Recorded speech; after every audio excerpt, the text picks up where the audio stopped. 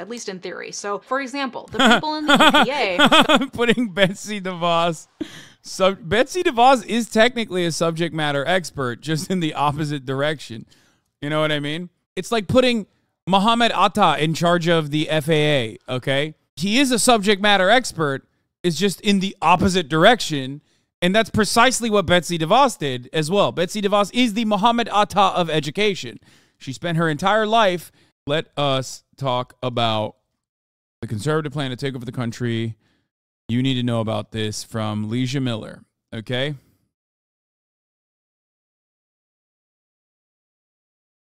/Miller. Thanks, PDS Debt.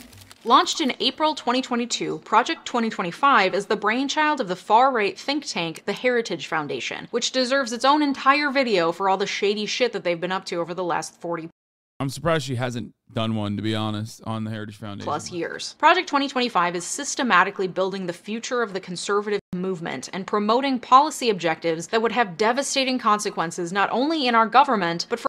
No, not the female Johnny Harris. Come on.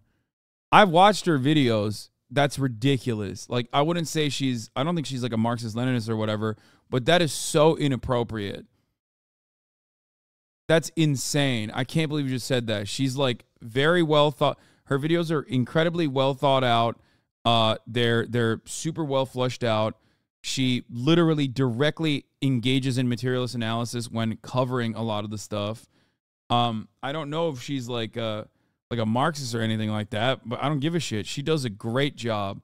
Johnny Harris's coverage is oftentimes like just super surface level, rarely ever diving deeper into the background and the minutia or why certain things happen throughout history. That's crazy. For every person living in this country. That might sound hyperbolic, but I'm telling you, I cover a lot of batshit stories about conservatives, and this one has me spooked as hell, y'all. Their plan to further these goals has 4 pillars. Pillar number 1 is the policy, embodied in that 920-page manifesto they dropped last month. Pillar number 2 is the personnel database. Described as the conservative LinkedIn, the objective of the database is to collect resumes and information for thousands and thousands of conservatives from all walks of life and industries in order to source the best candidates to pack every branch and administrative body in Washington and throughout the states. To ensure that this database of personnel and the chosen warriors who will infiltrate the government at every level are properly prepared to represent the conservative goals set forth in the policy, Project 2025 relies on pillar number 3, training. Yes, we have the PragerU Zoe B video as well. Don't worry, we're going to cover that as well. I'm excited to cover that too. Through an online institute, Project 2025 will prepare the foot soldiers of the conservative agenda to push their policies from day one. And because they've been preparing for years, they will be ready on day 1 of the new conservative presidency, thanks to pillar number 4. Pillar number 4 is the 180-day playbook, the step-by-step guide for the next conservative president to implement the policies laid out. When people were bringing this up, I thought that Todd Howard calls out encumbered Starfield hoarders. No, you don't need the trays and the pencils. Yeah, this is such a dumb fucking aside that I'm not even going to get into because, like, why does it automatically join the inventory on your fucking spaceship then? I don't, but it's very stupid that, like, I literally will sell the dumbass shit and then it just rematerializes in the inventory again and again and again. So yeah, I don't want to have all that dumb shit on my spaceship inventory. So why does it keep rematerializing in my spaceship inventory? Perhaps, maybe, what you are saying does not actually work with what you have done. Okay? I don't want to have left slipper in the inventory. It just keeps existing in there every time I sell it. And it's not even like a fucking infinite money glitch because you make like not even half a cent. You would spend literally 3 hours, like piece by piece, selling all this shit, okay, and barely make $54. So it sucks. It's not even worth the time it consumes. When you make ship changes, it grabs shit from these modules into inventory. I know. out in the manifesto as quickly and systematically as possible in the first 180 days of their term. Through these 4 pillars, policy, personnel, training, and the playbook, Project 2025 aims to overhaul the entire US government from the inside out, putting in place draconian policies and gutting important government agencies, all in the name of the Constitution and good, white, Christian family values. Let's take when I first encountered the 2025 or 2024 project or whatever it's called, I thought that it was like the WEF, you know what I mean? Like Project Reset or whatever the fuck they call it. Like more fluff than any like tangible, clear-cut, well-defined policy goals and positions. I'm still not entirely convinced, despite the fact that I know that Republicans are much better at like eviscerating the federal government, gutting it, destroying it, and deregulating at the behest of capital owners. So I am a little bit more fearful of it, but I do still think that it's still kind of like overblown, maybe. Each pillar in turn, though we will be spending the bulk of our time on Pillar 1, the policy, because we have 920 pages to cover, and it is the most fleshed out and horrific part of the plan so far. Project 2025 published their 920-page Mandate for Leadership Policy Manifesto as a free PDF on their website. I considered getting a physical copy to be able to wave around for you just to see what it looks like printed, but that would require me to give $35 to the Heritage Foundation, so digital will do. That being said, I did not, unfortunately, read 920 pages of this thing, though I don't think it's a bad idea to do so. I did, however, read the first 50 pages of the PDF, including the list of organizers, authors, the introductory note, and the foreword, to get a good flavor of what's going on. And frankly, entire books could be and have been written on some of the batshit theories and doctrines they rely on just in the introduction alone. So we have plenty to dig into. Plus, the work of journalists who have pored over the manifesto at length will help us in our dizzying tour of the policies laid out in this manifesto, so let's get into it. The policy book is divided into 5 sections. 1. Taking the reins of government. 2. The common defense. 3. The general... I just don't get it because it's like, this already happened. You know what I mean? Like, Republicans have already done... Like, what more are they going to do with the control that they have? Like, at that point, it's just for funsies. I guess they just want to, like, kill trans people for fun. Like, is that what they're going to do? Like, it's kind of like when Republicans end up accidentally or deliberately instituting or reversing Roe v. Wade and creating a process in which in many red states where abortion was already pretty much not illegal, but like very hard to get, now it's just completely illegal, right? Like you just created a structure that will galvanize your opposition, and it is so entirely unnecessary. That's part of the reason why Republican Party currently is suffering from its own success, as I say all the time. So, like, what more do you want to do? Like, what will have you not enacted, at least at the state level in this fucking country? State level that allows you to take it all the way up to the Supreme Court with all the courts that you have stacked to the brim with Federalist Society perverts. Like, what more do you want out of the situation? Are you so horny that you want to, I guess, like create concentration camps or something? Like, what's the reason for this? It doesn't make sense. They have everything. They have effectively, over the course of the past half of a century, been able to gut the power that Congress held. The legislative body is completely neutered, okay? They moved over to power to the state legislatures where they actually win even when they lose the popular vote because of districting, okay? Which another W for them. They've also basically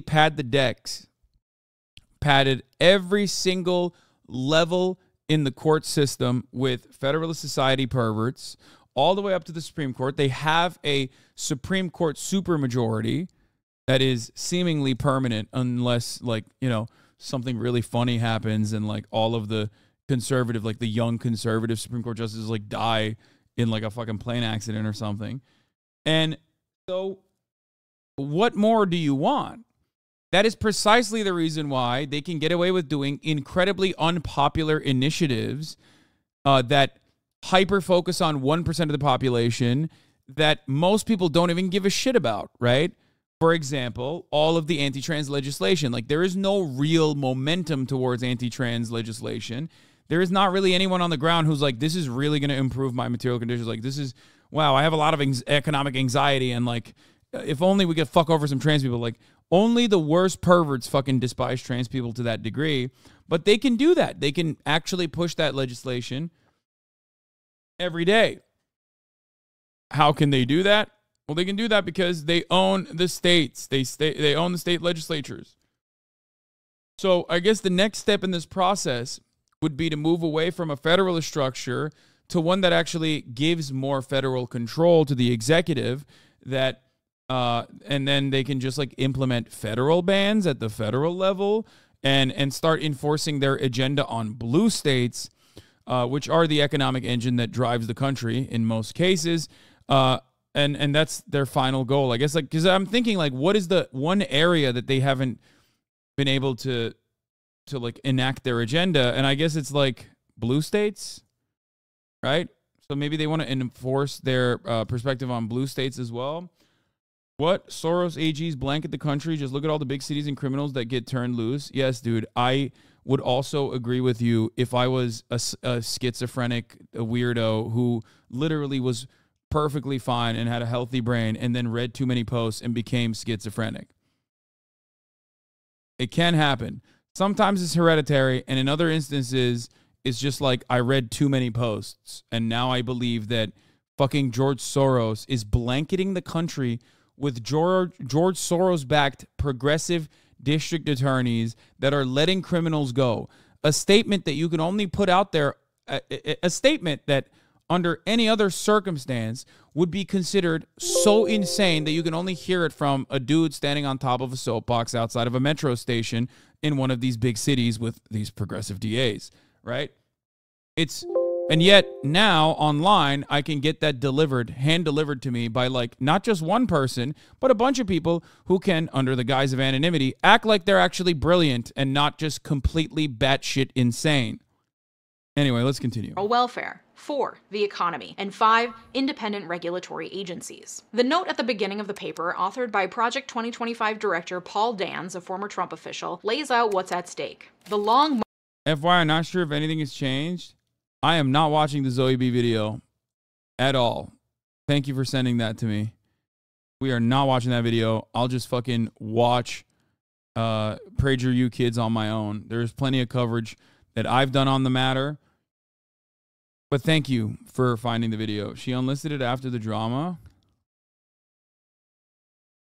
All right, let's continue. March of cultural Marxism through our institutions has come to pass. The federal government is a behemoth, weaponized against American citizens and conservative values, with freedom and liberty under siege as never before. The task at hand to reverse this tide and restore our republic...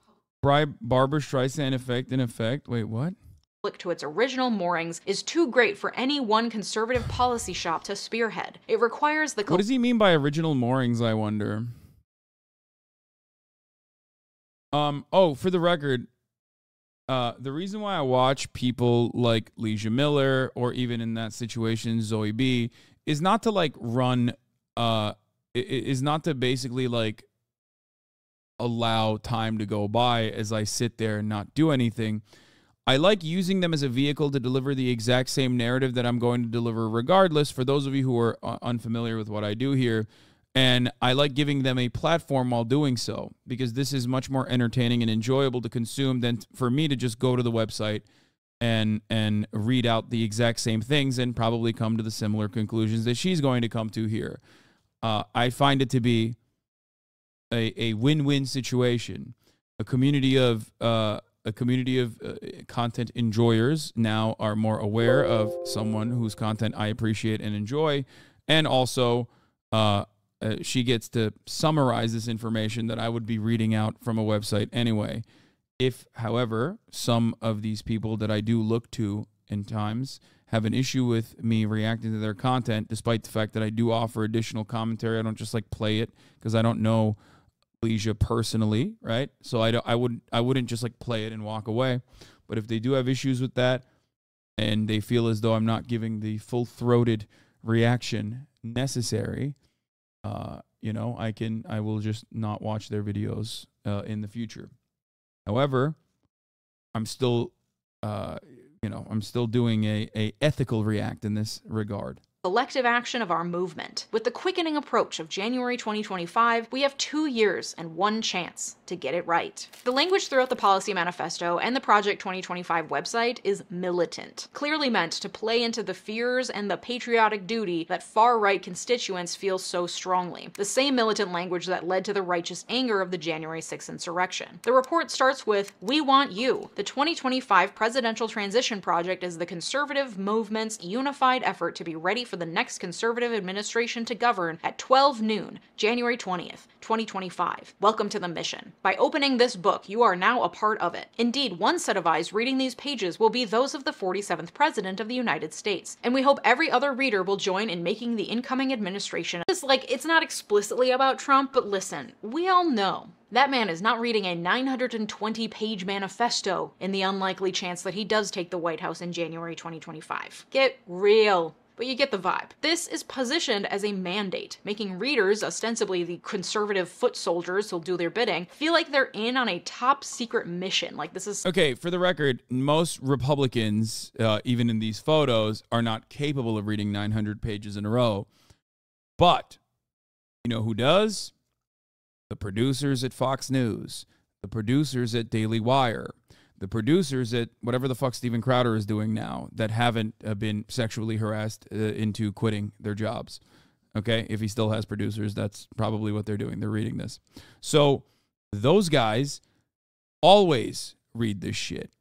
That is why I always say when you talk to a conservative, you are basically addressing the exact same talking points, no matter how clever or how stupid they are. Because they're very good at getting the talking points to be disseminated both through mainstream media with Fox News and also through independent outlets online through PragerU and Daily Wire and the entire conservative circuit. We do not have a similar thing on the left. We do not have the think tanks because obviously think tanks would need you know, some level of consolidation of wealth to be able to launch that sort of thing. So you can't really do that. There's no business interest backing big left, right? The closest you can get to would probably be labor unions funding something like this, but labor unions are too busy fucking fighting fighting to claw back some level of labor power that was stolen from them over the course of the past couple of decades, if not century. So they don't have any time and opportunity to do so. I try to do this as best as I possibly can with the limited amount of time that I have. There's only so many times in the day. But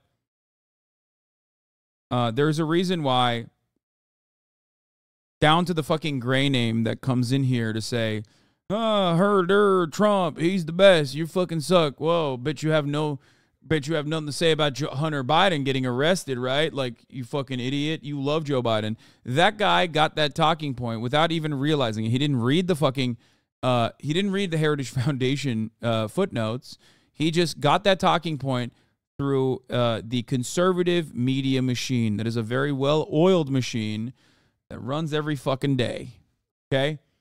And it works to disseminate that information from the tippy top, from the think tanks all the way down to the average gray name. The advantage, of course, is that if you know those talking points, you can immediately destroy them, and it doesn't matter how brilliant the other person is, because it's usually always the same talking points. That's why I can always pre-watch videos without actually watching them, because I've duked it out against those talking points for 10 years. Some G.I. Joe mission shit, because the authors know that that is the absolute conservative wet dream and they're playing into it. The foreword includes a tidy summation of all the conservative wedge issues and talking points that have been flying around over the last few decades, all of which are addressed at length in the document. Look at America under the ruling and cultural elite today. Inflation is ravaging family budgets, drug overdose deaths continue to escalate, and children suffer the toxic normalization of transgenderism, with drag queens and pornography invading their school libraries. Overseas, a totalitarian communist dictatorship in Beijing is engaged in a strategic. Okay, I'm beginning to realize what the issue is. They realize that, like, conservative policies are not exactly popular. Because a lot of people mistake the conservative agenda happening whether they voted for it or not with it being popular. That's why there's the meta of the silent majority, right? That's not the case. Is the can't shut the fuck up minority, but they think they're the silent majority, right? When in fact they are not. So instead now they're just going, yeah, we realize that, like, there isn't really a lot of interest on the ground for a lot of the things that we're pushing for, and people kind of look at us as though we're gross, and we can't brainwash enough people in short time. So we should just, like, do the same thing that I've been describing. I, Hasan Piker, have been describing about how they manipulate state legislatures to make it seem like there is actual support for these positions. And just take over the entire government. Cultural and economic Cold War against America's interests, values, and people, all while globalist elites in Washington awaken only slowly to that growing threat. Moreover, low-income communities are drowning in addiction and government dependence. Contemporary They're getting that good. They're addicted, I would say, to government dependence. Me, I'm addicted to Snap, man. It's so sick. I'm addicted to EBT, where I'm just drowning in it too. I'm like, oh no, I'm buying so many fudge rounds, dude. I'm 5'4", 320 pounds, and I'm fucking buying all the goddamn fudge rounds, baby. I'm addicted to fucking child tax credits.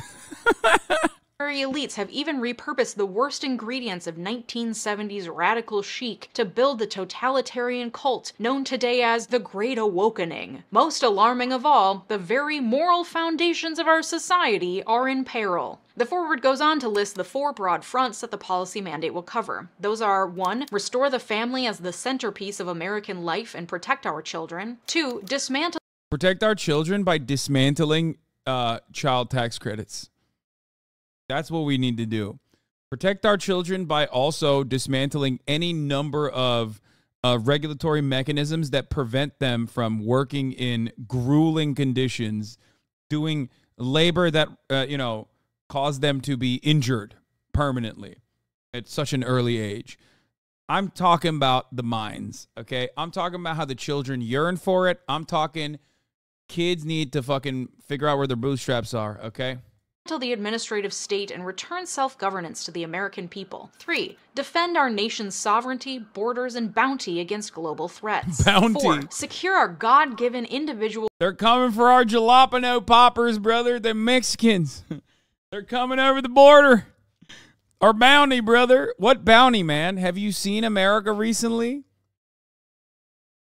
Rights to live freely, what our Constitution calls the blessings of liberty. And the manifesto goes on to lay out over 920 pages in 5 sections how they plan on furthering those 4 fronts. Chief among the policies promoted in the manifesto are a gutting of the administrative state and furtherance of the unitary executive theory, which we'll get into what those mean. Plus, okay, so yeah, it is like Dick Cheney, George W. Bush, or I mean, it's the unitary executive theory has been around for a minute now. It's not like necessarily new. So they are trying to. First, they dismantled legislative power. I would say that this accelerated under the Obama administration. Like they were testing the waters, and basically they decided like, oh, we are not getting punished for obstructing. You know what I mean? Like we're just not. The parties are completely polarized at this point. And it doesn't matter. There's no like geopolitical interest that differs between like the Southern Democratic Party and the Northern Democratic Party. If you're a Democrat in the South, you're voting Democrat. If you're a Democrat in the North, you're voting Democrat. There is no like genuine regional interests at play here. So, so what we must do is, or what we can do is get away with being obstructionist.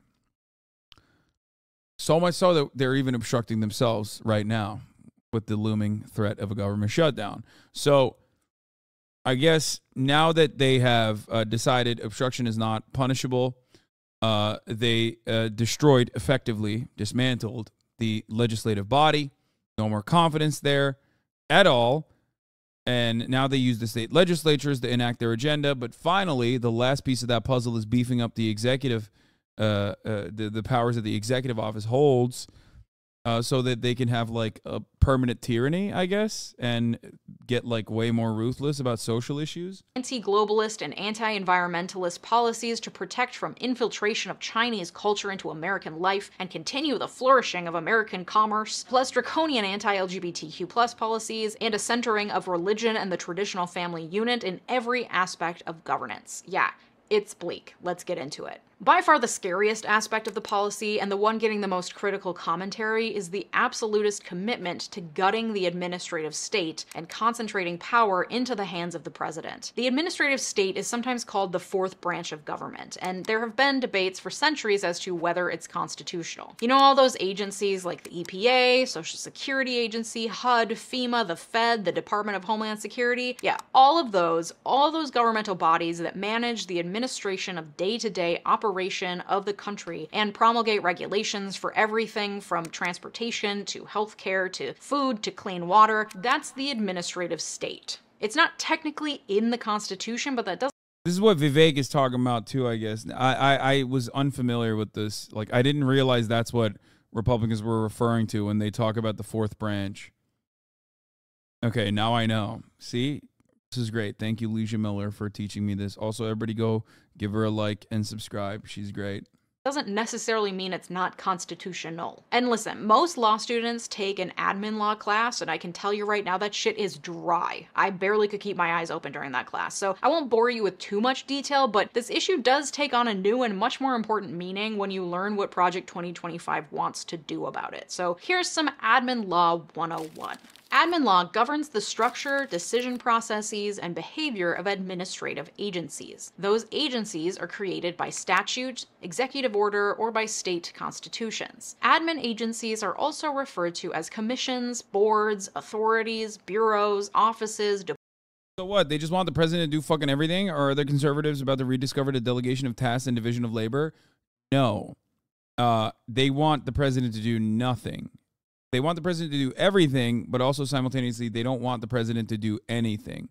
Because if you don't have the EPA, the president can't fucking literally, like, deal with the things, the day-to-day of the EPA or the Department of Education or the Department of Transportation or the, housing, urban development. Like, these are all government agencies that are working to make your lives bearable and livable on a daily basis.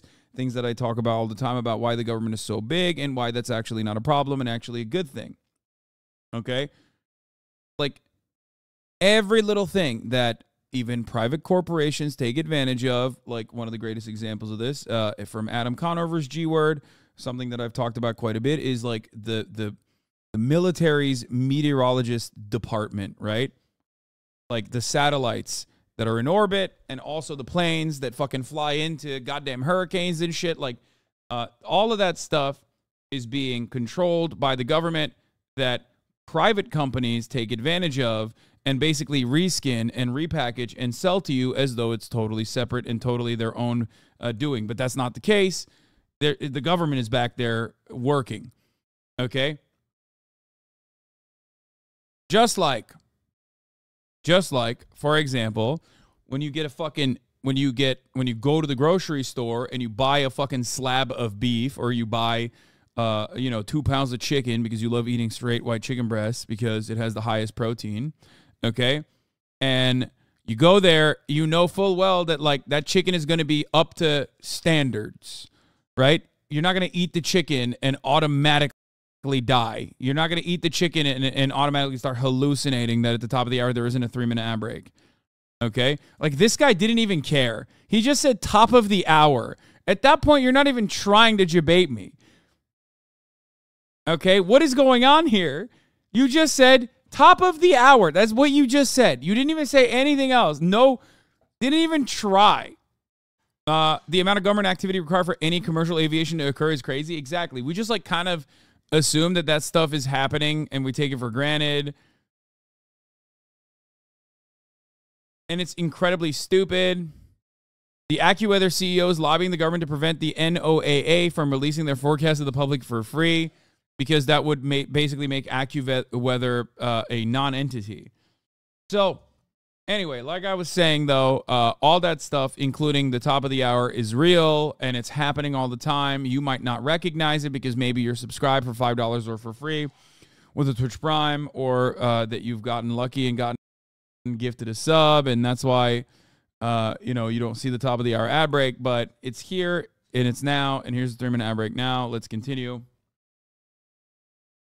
But yeah, all that stuff the government does, and we just kind of take for granted, but it's a very important part of our day-to-day existence. Departments, divisions, etc. They're created by executive order, meaning when the president says so, or by Congress. Say Congress passes a law saying something is illegal. In that same law, they might say, we also create this new agency, and this agency is tasked with overseeing and implementing Bill Vog this for the law. 10 gifted. For example, the Federal Food and Drug Administration was created by the Pure Food and Drugs Act of 1906. I hate that. The FDA, I hate that, man.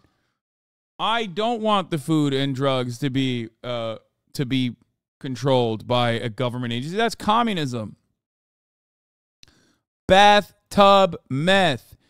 Bathtub penicillin. I want bathtub insulin. Why is the government stopping me, an entrepreneur, from making insulin in my bathtub? Fuck you. Okay? Food safety inspection. More like food socialism inspection. Yeah, that's right. I changed the S from safety to socialism because that's socialism. Socialism is when you can't do bathtub fentanyl, and the government comes in and tells you can't do that, and then you have a massive 10-hour standoff because you have a bunch of guns because you love the Second Amendment, and then they end up tossing poison gas into your home, and then your babies die, and then you go to federal prison. Okay, but ultimately, if the FDA didn't exist, I should be able to do bathtub meth. I should be able to do bathtub fentanyl. I should be able to do bathtub insulin. Coffee pot cooked chicken in public schools. To oversee the implementation of that law. The main functions of Yeah, this is what happens without the FDA. Libertarian dream equals everyone gets botulism. Yes, dude. Botulism is when your body is too weak to withstand parasites, okay, and other bacteria. Excuse me, a little bit of botulism actually made Steve MRE 1987 stronger, okay, and not weaker. Weak ones die, the strong ones survive. That's how we become stronger as a nation. Administrative agencies are to investigate, make rules, and adjudicate. That's why there's administrative law courts. They're not state or federal courts, they're separate, less formal courts where agencies can conduct hearings and enforce the regulations that they write and promote. Those admin law rulings can be appealed up to state and federal courts, but most of the day-to-day workings of administrative agencies happen within the agencies. At this point, why not just call anything good government stuff socialism to get normies on board? Hello? Because normies hate socialism more than they hate anything else. Because there's a little thing called the Red Scare propaganda. What you are describing, even though you are a very nice person, but unfortunately a little too naive, is exactly what the Republican Party does every election cycle. And they are very effective at gutting all of those institutions by calling it socialism. I'm not even kidding. Like what you're saying is the Republican Party's like strategy.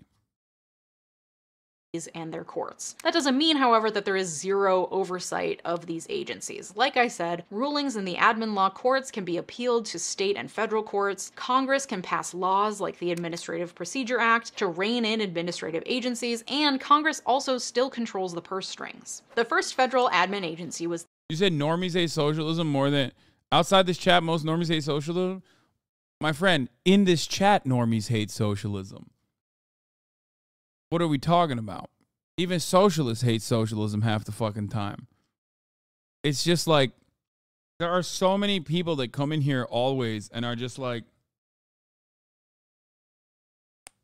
oh, I'm a socialist, but I just hate whatever you're preaching. The State Department, created in 1789 when Congress was still chock-a-block full of original framers of the Constitution, I might add, which does back up claims that the administrative bodies are implied in the Constitution. The idea behind creating these agencies, instead of having Congress or the president alone in charge of it turns out it takes a lot of work to run a country, and agencies are in charge of creating a lot of regulations. Further, agencies are staffed by subject matter experts, at least in theory. So, for example, the people in the EPA... Putting Betsy DeVos... Betsy DeVos is technically a subject matter expert, just in the opposite direction. You know what I mean? It's like putting Mohammed Atta in charge of the FAA, okay? Like, he is a subject matter expert, is just in the opposite direction. And that's precisely what Betsy DeVos did as well. Betsy DeVos is the Mohammed Atta of education. She spent her entire life and all of her family's dumbass money basically destroying, doing a 9/11 on Michigan schools, awarded with the position of Secretary of Education, so she could continue doing a 9/11 every day from the Department of Education, as a matter of fact. So, you know, that's...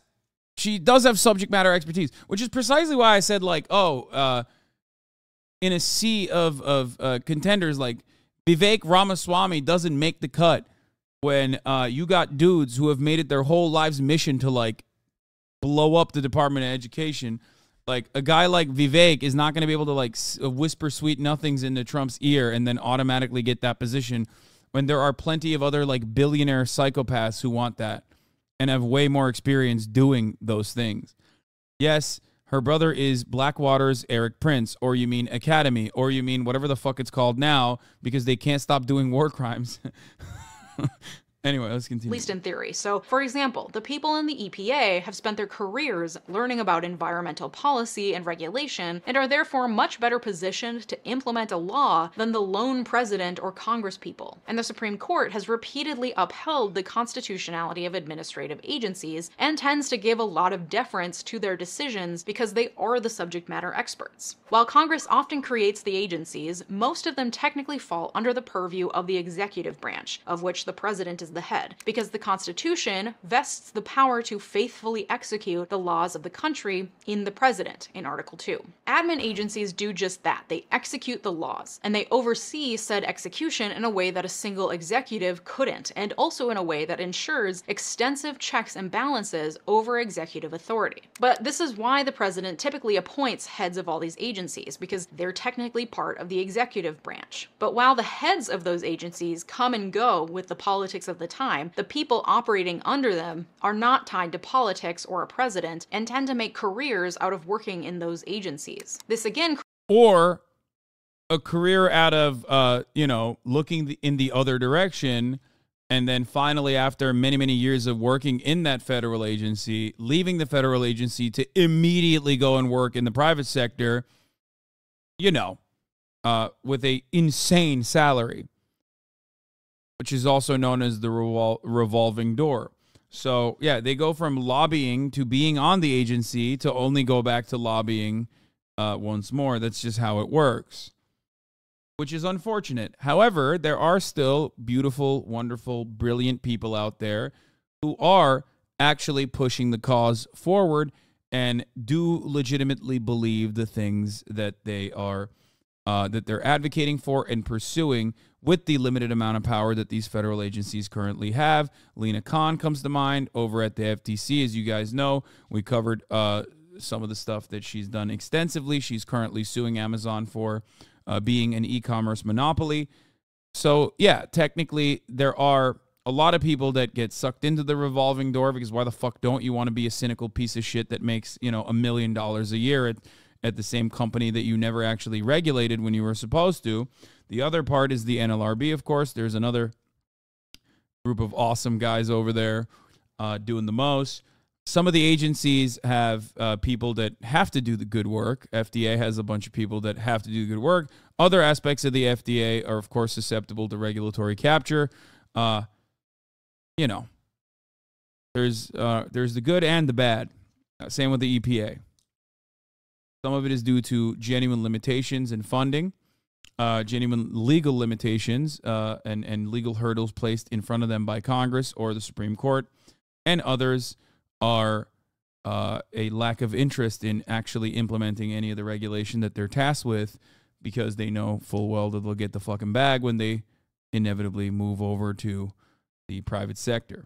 Creates a modicum of separations of powers and ensures that people with subject matter expertise are staffing these agencies. So sure, you can appoint the Attorney General as president, but you can't fire all the prosecutors who don't agree with you. I was working at the U.S. Attorney's Office in Boston the day that Jeff Sessions was fired, and the jubilation some of those lawyers felt, it was palpable. And they don't have to worry about losing their job because of that. Or at least not for now. Okay, so this is why administrative law is considered the fourth branch of government. It wields a lot of power. Some would say too much power, which is why Project 2025 is so dead set on gutting administrative bodies. Are we on the same page? Great. You are now more of an expert on admin law than 99% of the US population. The foreword in Project 2025's policy manifesto lays out their objections to the current state of affairs. Congress passes intentionally vague laws that delegate decision-making over a given issue to a federal agency. That agency's bureaucrats, not just unelected but seemingly unfireable, then leap at the chance to fill the vacuum created by Congress's preening cow. God, I hate these fucking monsters, man. The worst aspect of this is that the guys that are typing those fucking words and their children are not going to be impacted by the water supply getting filled to the brim with toxic pollutants, because they'll go and they'll, knowing full well that that is happening, they'll either A, move to an area where that is not happening, okay, because they're not living in fucking Flint, Michigan or Pittsburgh, okay? They're living in an area where that is not that big of a problem. Or if that does become a big problem, because, EPA has no control over it whatsoever, then they can just buy the fucking top-of-the-line filter. You know what I mean? They always will have money in the upper middle class and above to avoid these issues that they are causing. Cowardice. The federal government is growing larger and less constitutionally accountable, even to the president, every year. Okay, so they're saying there's too many bureaucrats and the president doesn't have enough power. It continues. The conservative promise lays out how to fire supposedly unfireable federal bureaucrats, how to shutter wasteful and corrupt bureaus and offices, how to muzzle woke propaganda at every level of government, how to restore the American people's constitutional authority over the administrative state, and how to save untold taxpayer dollars in the process. So they're basically Ron Swansoning the government, attempting to put people in places of power to dismantle federal agencies from the inside. Except it's not a fun joke about a lovable libertarian with a mustache. It has far-reaching consequences that are made all the more dire when you learn about the unitary executive theory, the theory upon which many of the Project 2025 recommendations rely. Okay, we got admin law, unitary executive theory. We are getting into some deep constitutional law principles today, my friends. And if you want even more of a primer on constitutional law, check out my free 2-week email course called Smartass Civics. Sign up to receive daily bite-sized morsels of con law delivered straight to your inbox. You'll be beating your racist Uncle Rick at arguments by Thanksgiving. Link in the description. Okay, so unitary executive theory. It's this batshit theory that has only been made up in the last few decades. In fact, we have our good... Which is...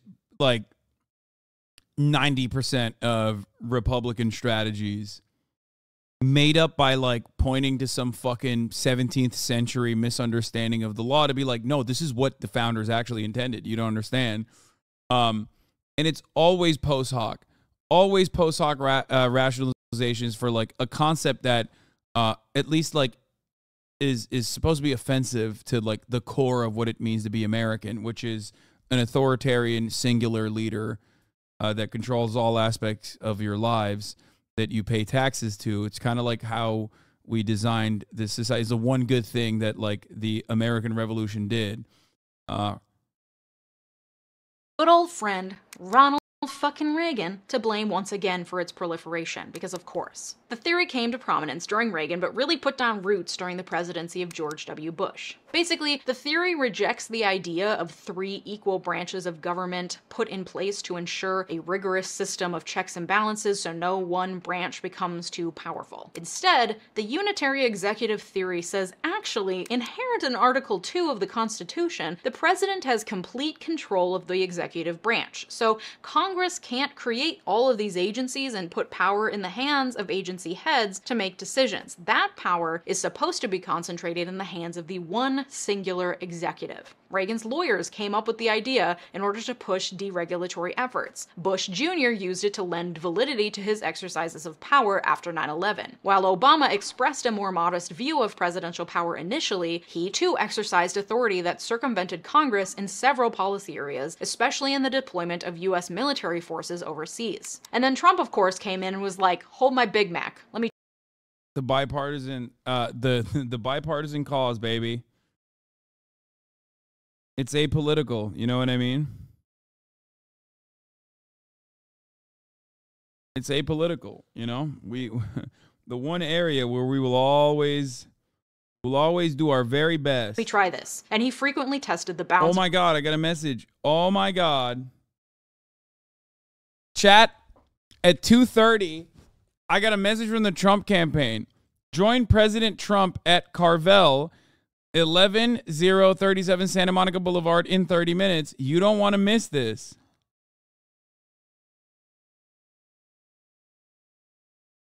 Trump is currently, I guess like at 3 p.m., he was at Carvel on Santa Monica Boulevard. Carvel Ice Cream at Santa Monica Boulevard, which is funny because I've been to that ice cream shop before. I used to live near it. Oh my God, I could have been there. Oh my God, if I got that text. If I looked at my text messages earlier, I could have fucking been there. And I had the chance to do the funniest thing, dude, which is kiss him. Of acceptable exercise of executive power. From Muslim bans to the border to threatening sanctuary cities, he declared over and over that his authority extended to overriding congressional laws and funding authority. As one judge stated in response to Trump's threats against sanctuary cities, the separation of powers acts as a check on tyranny and the concentration of power. If the executive branch can determine policy and then use the power of the purse to mandate compliance with that policy, that the president should constitutionally be entitled to vast levels of control over all administrative agencies, what they do, and who runs and staffs them from the top down, and Congress should have no ability to check that executive authority. Many constitutional law scholars argue that this is beyond the bounds of the Constitution, no matter how you look at it. But yeah, except it doesn't fucking matter because constitutional law at this point is just, again, totally partisan and totally vibes-based, and there's not really much you can do about it. It kind of always has been that case. We just kind of make shit up as we go along. Much like the unitary executive theory, another completely made-up concept of like strict textualism is another perfect example of conservatives just looked at something and were like, let's just make something up to not show our naked partisan efforts. Okay? It is literally a made-up legal theory that they teach in schools like it's fucking legitimate. It is completely ridiculous. Okay?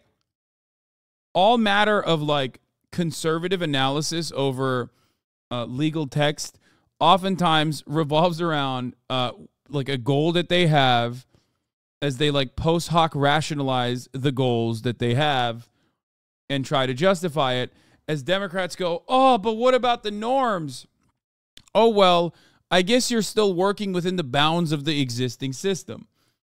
Of course, if you are an institutionalist, like a real one, and you genuinely care about it, well, the reality is, you know, those who don't care about it and just want to get their power across will do everything they can to destroy those institutions. The first administration of Donald Trump, whether or not there's a second, has already done the damage. As Jeffrey Crouch writes in his 2020 book on the unitary executive theory, yes, there are entire books about this, once precedents have been established for presidents to exercise expansive presidential powers with little pushback, future chief executives will be less likely to feel responsible for dialing them back. Nah. I can see pussy-ass Democratic Party members being like, no, we should push this back and only allow conservatives to expand on it, only for us to just like dial it back again every time we're in power. So functionally, all you're doing is ratchet affecting the executive unitary theory as well as all other aspects of American civil liberties. And Project 2025 is betting on just that, with its expansive overhaul of every administrative agency in the country. If he does get back in the White House, Trump has made clear that he'll finish what he started, declaring he will find and remove the radicals. I mean, they have a canceling student loan debt, right? Yeah, remember when all the student loan debt was canceled? Which, by the way, wasn't even executive unitary theory in that situation. It is quite literally government debt owed to the executive. So it's not like it's a little bit different than that when you say, oh, student loans that we are offering, we can cancel or forgive. And guess what? It didn't fucking happen anyway. So it doesn't matter. Who have infiltrated the federal Department of Education and promising to demolish the deep state. We will expel the war. Like, that wasn't executive unitary theory. That was actually constitutionally afforded a constitutionally afforded right to the executive office. And even then, SCOTUS was like, I don't give a shit. Fuck you. You're not allowed. That's it. That's literally what happened there. It wasn't like a erosion of civil liberties, of course, or it wasn't like overreaching and doing something that's not completely in your control. It was literally within the purview of the presidency to do so, and yet they just didn't let it happen. Supreme Court was like, "No, you can't do it." Warmongers from our government. We will drive out the globalists. We will cast out the communists, Marxists, and fascists. And we will throw off the sick political class that hates our country. He plans to do this in part through what's been called Schedule F, a plan that Project 2025 appears to adopt as well. In the waning days of Trump's presidency, he passed an executive order called Creating Schedule F in the Accepted Service. This order removed employment protections from career officials, those who work in government agencies in a non-political, non-appointed position, deeming them Schedule F employees who may be fired at will by the president, presumably if they don't show sufficient loyalty or execute the duties of the agency in the way the president deems necessary, effectively stripping any sort of checks or balances on the president's ability. Yeah, like when the president says, like, let's say the president has some really cool ideas about bleach, okay, killing COVID. Let's say the president doesn't just, like, bring that up in conversation when he's delivering an address to the nation as he was doing during, I don't know, like a pandemic or something. Let's say he follows through on that alongside hydroxychloroquine as being an effective way to, defeat COVID in the body. And then members of the administrative agencies that are supposed to say, hey, I'm a scientist. That's insane. You would kill people if we were to, like, push this out from our agencies as though it's the most effective way to get rid of COVID. You could just go, you're fired.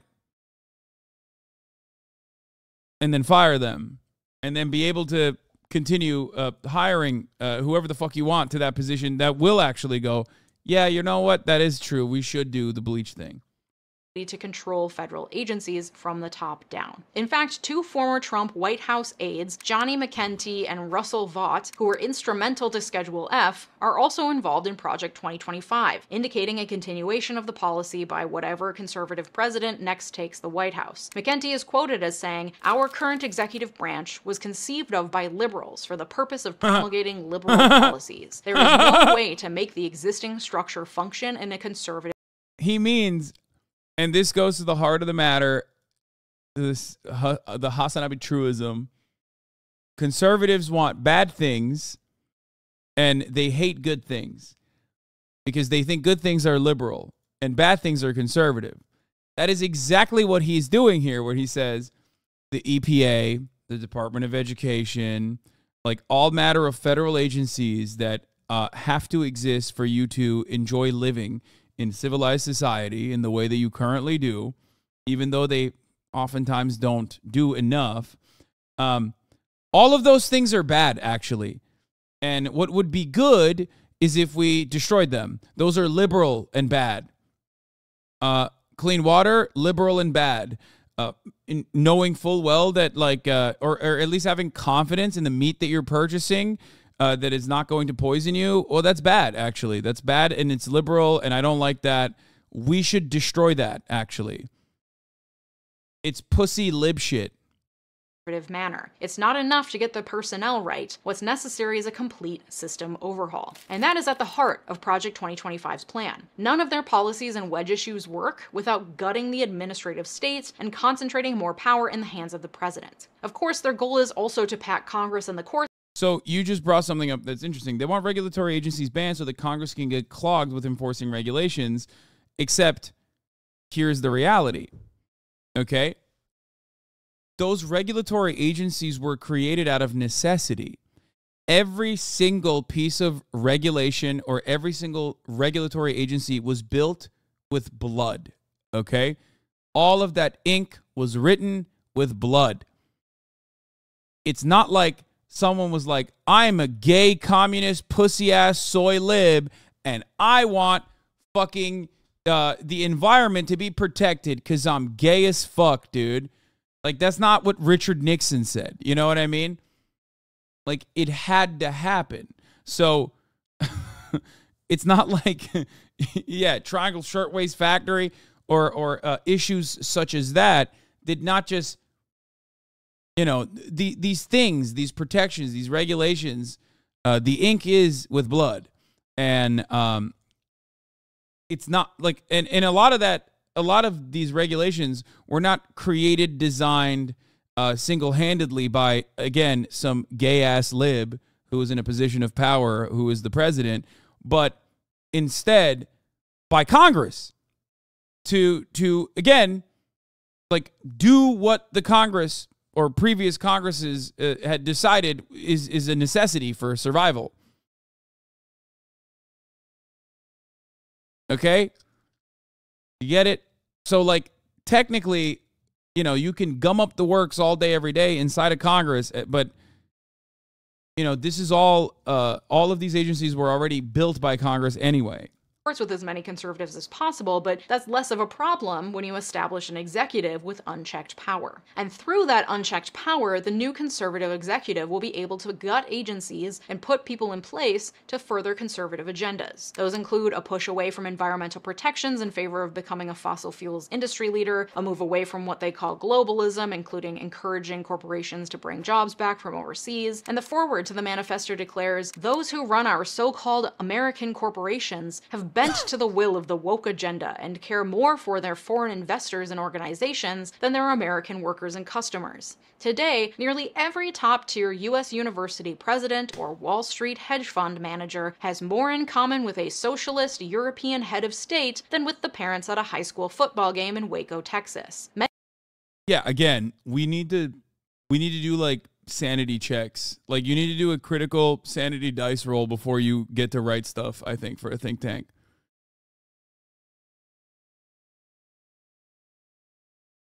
Like, if you think that Jeff Bezos is more in common with a fucking socialist, then ironically, the guy writing this article, I don't know what to tell you. Yeah, dude. Like, Jamie Dimon is like, man, we really need to fucking, we really need to have a violent revolution to create a dictatorship of the proletariat, you know? He's always saying that. Many elites' entire identity, it seems, is wrapped up in their sense of superiority over those people. But under our Constitution, they are the mere equals of the workers who shower after work. There's nothing funnier to me than a guy who says those who run American corporations are bent to the will of the woke agenda and care more for foreign investors, and they're closer, they have more in common with socialists, when like your job at the Heritage Foundation is quite literally to make sure those woke socialists get everything, okay? They run society and they get everything. I think some of these guys actually forgot that wedge issues serve a purpose. I think this feels like these guys, even at the place where they churn up new wedge issues, the think tank that is designed to specifically create wedge issues, to drive a wedge, to keep people hyper-focused on like idiotic culture war battles, have forgotten why they do those culture war battles to begin with. It is so that shareholder profits are seen as absolute and the most important thing possible, and that we can erode the regulatory agencies specifically so that those socialist guys can make as much money as they possibly can. They want to max out. So I don't know what the fuck these guys are talking about. This is like a very Ron DeSantian take. Very Ron DeSantis tries to use big government initiatives to bully Disney approach, really. You're forgetting that, you know, at a certain point, you're supposed to scale back on the culture war stuff because that's just simply supposed to be a distraction. Instead of before. And while that passage is absolutely unhinged for many reasons, there are a few things we can agree on here. American corporations absolutely do care more for their foreign investors and organizations than their American workers and customers. And yeah, they hide behind woke language like DEI while also being awful for workers, the environment, and equality writ large. But I think conservatives genuinely think that corporations actually believe the DEI bullshit they spew, and that it's not just a way to avoid lawsuits. Like, yeah. Come on, guys, I thought you were a little smarter than that. Also, I would wager a bet that the framers of our Constitution, largely products of the Academy, did not consider themselves equal to laborers who showered after work. The policy also shows an outsized obsession with China, another popular conservative talking point, saying that China is a Well, it's a liberal talking point, too. Well, everyone's a liberal, and liberals are conservative, so that kind of makes sense, but, like, you know. Also, yeah, remember when Chatter called her Johnny Harris? Johnny Harris would read this and go, well, this part is actually correct. Totalitarian enemy of the United States, not a strategic partner or fair competitor, and that America's elites have betrayed the American people. The solution to all of the above problems is not to tinker with this or that government program to replace this or that bureaucrat. These are problems not of technocratic efficiency, but of national sovereignty and constitutional governance. We solve them not by trimming and reshaping the leaves, but by ripping out the trees, root and branch. The report goes on to say, illegal immigration should be ended, not mitigated. It's so funny. There's nothing funnier to me than, like, being endlessly butt mad about China just fucking ripping us in our own game. It's like, pick your poison, brother. You made it happen. You know what I mean? It's so funny. It's literally a fascist manifesto. Yes, but also at the same time, it's somehow nerdier than, like, a lot of these, like, weird 4chan fascist manifestos where they're, like, because they're a think tank, they have to get, like, they have to still use, like, academic language. You know what I mean? So it comes across as, like, very liberal and very butthurt and very upset and tries to very nerdily dismantle the federal government. And the border agencies. sealed, not reprioritized. Economic engagement with China should be ended, not rethought. Our manufacturing and industrial base should be restored, not allowed to deteriorate further. Confucius Institutes, TikTok, and any other arm of Chinese propaganda and espionage. Okay, this is Ron DeSantis. Okay, Ron DeSantis is getting his notes from this, and I can't believe I'm saying this, but I do legitimately think that conservatives who are normally very good at, like, finding new things to get mad at maybe are suffering from their own success a little bit. This is Ron DeSantis. This is so informative. Oh my God. Now I know where the fuck Ron DeSantis is getting his shit from. Because I was wondering, Felix tweeted about this the other day too. Like, remember when we looked at Ron DeSantis like standing in front of a podium that read CCP, where he was talking about how he's like eviscerating Confucius Institutes in America?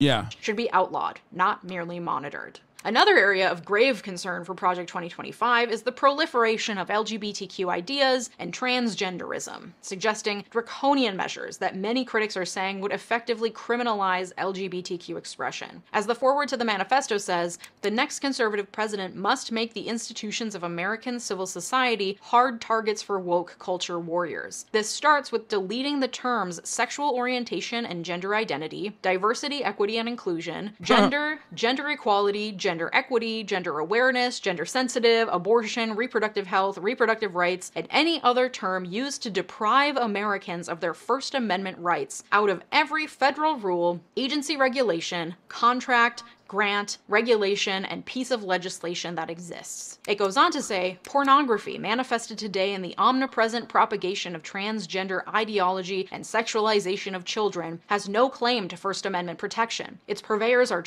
They write stuff like, is not a political Gordian knot inextricably binding up disparate claims about free speech, property rights, sexual liberation, and child welfare.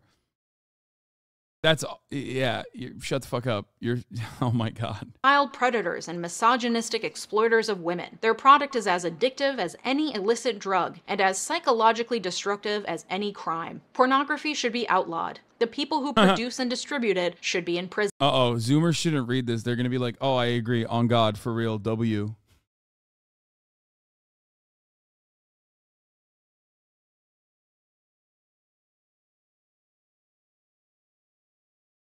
Educators and public librarians who purvey it should be classed as registered sex offenders, and telecommunications and technology firms that facilitate its spread should be shuttered. As far as I can tell, to them, pornography... Okay, first of all, yeah, if you show pornography to your classroom, yeah, you probably will be labeled as a registered sex offender. What the fuck? I think they just mean like if you do sex ed when it's if you do sex ed that's not abstinence only sex ed, then you know you're going to jail. I think that's what they mean. They're labeling any trans person. Yeah, that too. So here's the thing. Is 2025 a step towards central planning? Yes. But the unfortunate problem here is that it's pushed by conservatives. So it's not like centralized planning of the economy for the entire nation to prosper. It's like centralized planning of the entire economy so that like the minor benefits that you get from the civil libertarianism that exists in the United States of America, that can only exist in the United States of America due to America being the hegemonic superpower, we want to take those away too. Like no more treats, okay? You can't have like a little bit of sexual liberty as a treat. You can't like be trans in public as a treat, you know, for all of the death and destruction that we deal worldwide. So that's it. Like whatever like crumb of social autonomy that you enjoyed that allowed you to even for a brief moment forget that this is a shithole, okay? We're taking all that away from you. And there's really no reason for it either. Like, I think a lot of these people forget that, you know, those things are what keep people dull. Those are the things that make people feel like they have freedom. I myself included, for the record.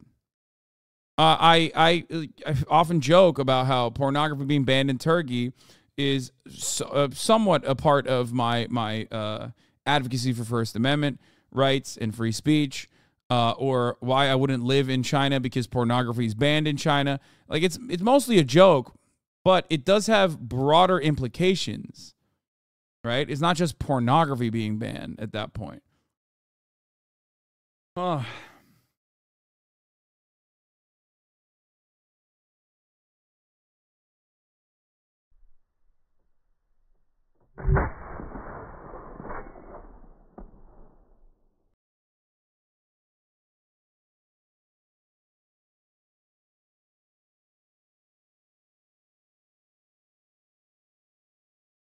God, he's so whack. Pornography includes any discussion of being transgender or really discussion of sexual and gender identity, period, based on their reference to educators and public librarians who've been under attack for allowing children to check out such psychologically destructive books. It's funny because, like, hip firing the 50 cal is actually easier. That's why he's hip firing it. It's not like he hit a target, so he doesn't give a shit about hitting a target. He hip fired it because he's too scared that it's going to fucking pop his shoulder out of its socket if he fires it from the ground.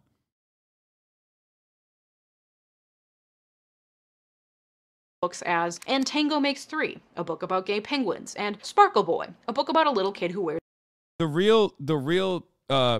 real actually fucking hardcore thing to do would not be to hip fire it, but like to actually aim down the sights and shoulder fire it while standing, which, let's be real, he ain't doing anytime soon because that would probably fuck him up. Despite the fact that everybody would say, despite the fact that everyone would say, oh, you don't understand. It actually has really good recoil protection. It's like the technology on a Beretta 50 cal is perfect. There's a tutu.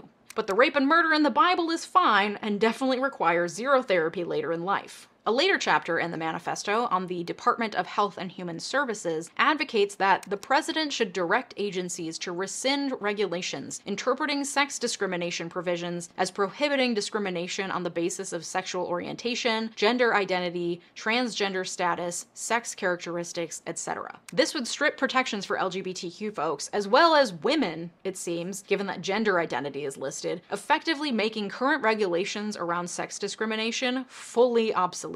The chapter further states that the next president should require agencies to maintain a biblically based social science reinforced definition of marriage and family, meaning the next president should push to remove protections for same-sex marriage. And that's not the like this kind of shit you would never be able to get because there's no popular support for it, so they have to do it by you know, authoritarian mandate. And it's just so odd because, like, it's not hurting anybody. You know what I mean? There is no real material benefit to doing this. Like, there's no capitalism reason for it. At that point, you're just, like, being a bully for the sake of being a bully. Very odd. The only reference to the Bible or the sanctity of the family in the policy document. Its 920 pages are littered with references to the Bible and Christianity and the traditional family unit. The foreword declares the most important community in each of our lives and the life of the nation is the family. Today, the American family is in crisis. 40% of all children are born to unmarried mothers, including more than 70% of black children. There is no government program that can replace the hole in a child's soul cut out by the absence of a father, which I legitimately feel like they wrote this so that liberals would go out and vote, and even like leftists would go out and vote in fear that like Republicans will come and do the things that are like comically villainous.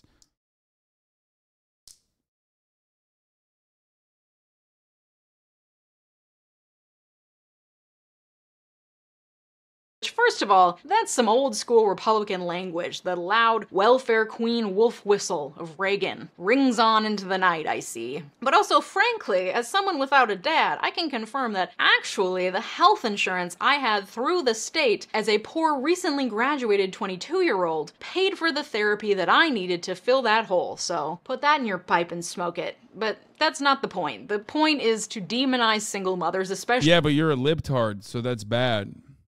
You know what I mean?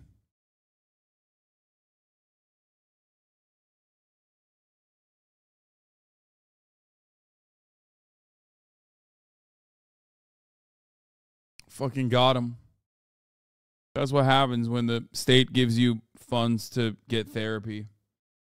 Especially black ones, and place the blame of all of society's woes on the backs of individuals who just need to work harder to maintain their traditional family units, and not on the system that leads to impoverished single mothers in the first place, like, I don't know, the mass incarceration of black fathers, for example. One of the main stated goals of the policy is securing our God-given individual rights to live freely against the woke agenda. The opening note of the manifesto states, "Today the left is threatening the tax-exempt status of churches and charities that reject woke progressivism, they will soon turn to Christian schools and clubs with the same totalitarian intent. In the chapter on COVID-19 policies, the author asks, how much risk mitigation is worth the price of shutting down churches on the holiest day of the Christian calendar and far beyond, as happened in 2020? What is the proper balance of lives saved versus souls saved? And the fact that these people think that the federal government should be concerned with saving souls tells you enough about the belief system of the people who want to overrun our government. The chapter on the US Department of Labor states,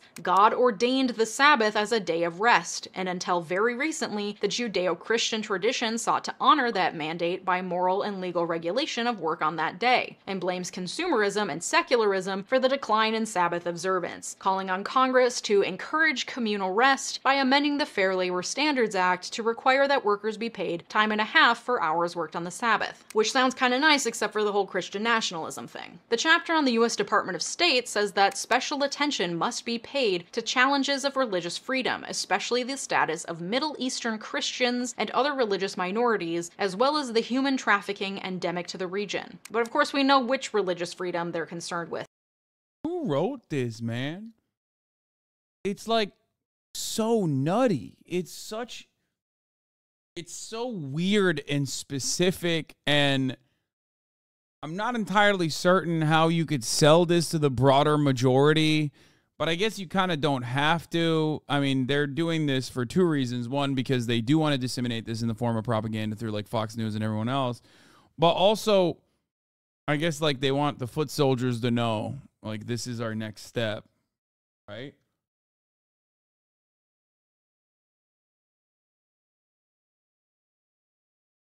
It just, did the 4chan and Reddit groypers all get jobs in think tanks? I think they did.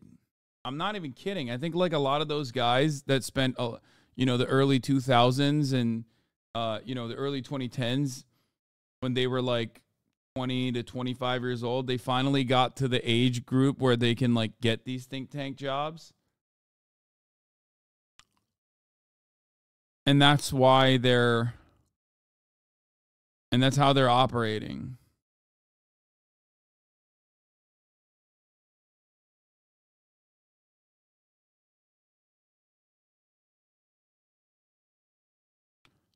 This guy's still chirping. Protecting kids is not bullying. Oh, now it's about her. What's wrong with traditional family? Ah, observant you are. People on TikTok and Reddit claim the plan calls for camps too, with open-ended definitions of who goes to them.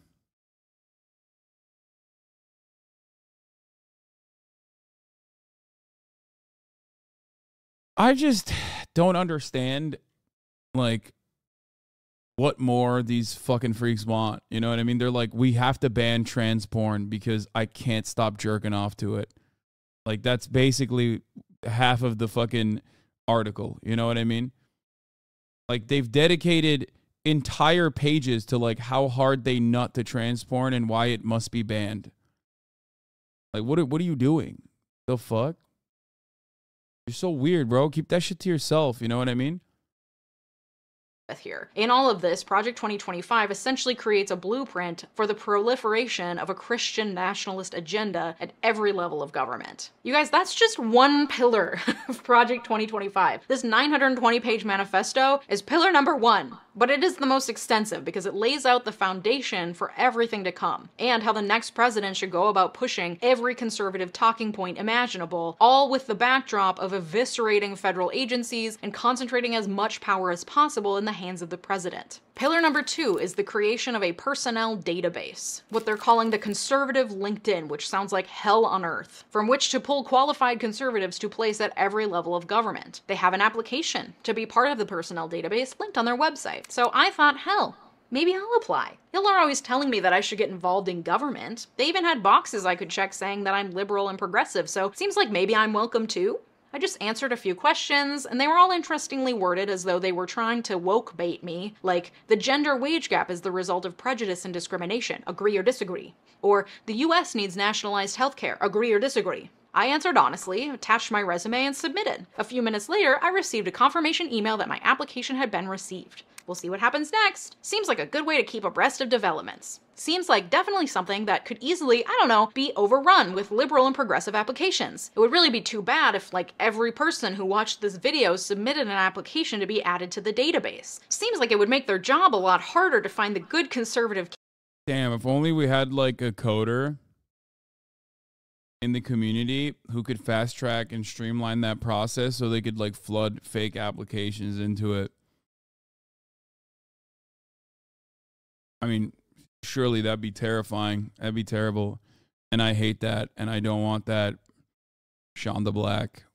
I would never want that to happen. You know what I mean? Candidates in all those applications. I mean, that's just like something I was thinking about. I'm just spitballing here, okay? I left the link to the application in the description just so that you can do your own independent research and form your own opinions. The third pillar of Project 2025 is training. According to the Project 2025... It's not actually. I feel like it's not illegal. I think it's like frowned upon, but I don't know if it's illegal. I don't think so. If that was the case, then Sean would be in prison. He has done this so many times. Like, nonstop. Is what I would say if he had done it, but of course he has not.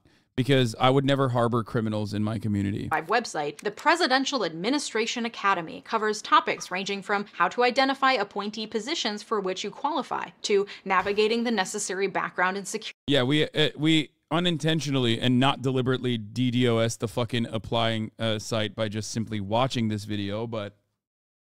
security clearance processes, to recognizing and addressing the dangers of the administrative state. Potential appointees will learn the intricacies of the federal budget process, how to work with the media, managing congressional and stakeholder relations, the federal procurement process, and dozens of other topics that provide the knowledge and skills you'll need to be an effective presidential appointee. Current certificate programs offered are called Prepared to Serve, Conservative Governance 101, and Conservative Governance Advancing Policy, with more on the way. It appears that the application to take those courses is the same one to be added to the personnel database. So if you, for some reason, decided to, I don't know, submit an application and overwhelm their personnel database, maybe you would also be given access to these courses. I'm not sure. Definitely do your own research. The final pillar, pillar number 4, is the 180-day playbook. This appears to be yet to be written, but according to the website, the playbook would include a comprehensive, concrete transition plan for every single federal agency to implement in the first 180 days. This mirrors the plan that the Heritage Foundation gave to Reagan when he entered office, allowing him to hand off vetted conservative policy initiatives to each agency without having to do much work on his own. The Heritage Foundation, which is the creator of Project 2025, is seeking to redo what they did with Reagan, but put it on steroids. That 920-page manifesto is a good indication of the types of recommendations that they'll give to each agency. Okay, so I hope that I have sufficiently communicated the gravity of this plan. If a Republican wins the presidency in 2024, they will be handed this plan.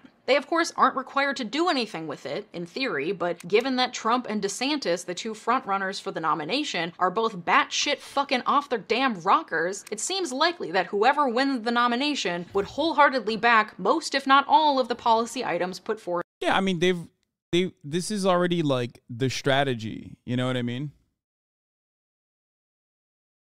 By Project 2025. Lord knows Trump isn't going to read any of this, so he'll likely just hand it off, as is, to be implemented by people who can read good and stuff. So what do? We make extra damn fucking sure that the Republican doesn't win the election in 2024. This is an all-hands-on-deck situation, my friends. Do I want Biden? No, but he is once again the best choice that we have. You also need to vote in Democratic senators and representatives as well. You need to bring your roommates and your partners and your family members and make sure that they vote. You need to call them ahead of time and be like, hi, what's your plan for voting? You need to be thinking about this early and often. You need to be just a little bit scared. Not to be fearmongery, but this is genuinely a terrifying prospect for our government that feels really, really imminent. Of course, any of these unilateral actions that a Republican president could theoretically take could then also be challenged in courts, but he's packed the courts, including the Supreme Court, and the result of attempting to implement all of these new policies in the first 180 days would be sheer chaos. John F. Kelly, Trump's literal chief of staff, has said it would be chaotic. It just simply would be chaotic because he'd continually be trying to exceed his authority, but the sycophants would go along with it. It would be a non-stop gunfight with the Congress and the courts.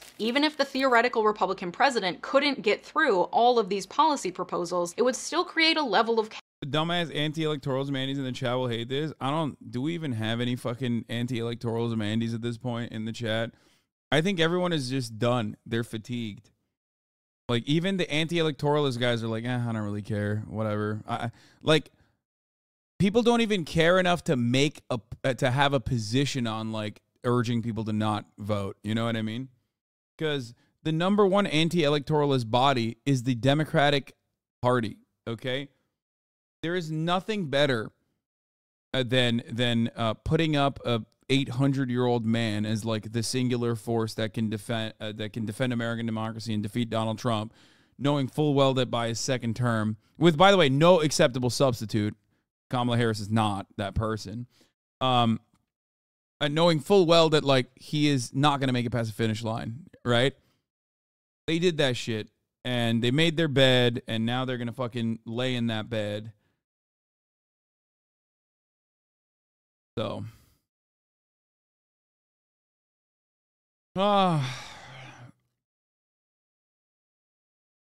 chaos that could further undermine trust in the government as a whole. The good news, if you could call it that, is that Project 2025 is radical. It does not comport with how the majority of Americans feel. 71% of Americans support same-sex marriage. 85% of Americans believe abortion should be legal under at least certain circumstances, and only 13% say it should be illegal under all circumstances. 69% of Americans believe that the US should take steps to become carbon neutral by 2050. The number of adults in the US who identify as Christian has fallen by 25% since the 1990s. For most people, Democrats, centrists, and even some Republicans, Project 2025 goes way too far. And yeah, but it doesn't matter because this is not about democracy at all.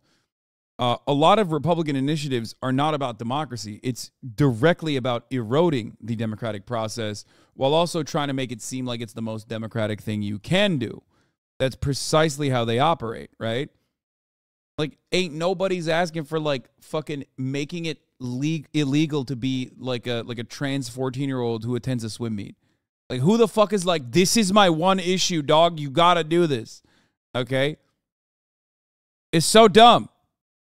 And represents an upheaval and existential threat that is beyond what most people want to see in the US government. So my hope is that the more people who know the actual contents of the Project 2025 plan, the more people will get out and vote to make sure the hellscape it presents never comes to fruition. Sharing this yeah, it doesn't matter. It's in many respects, like, unless the Democratic Party does a better job of getting people motivated to vote and stuff. Oh, Brant, by the way,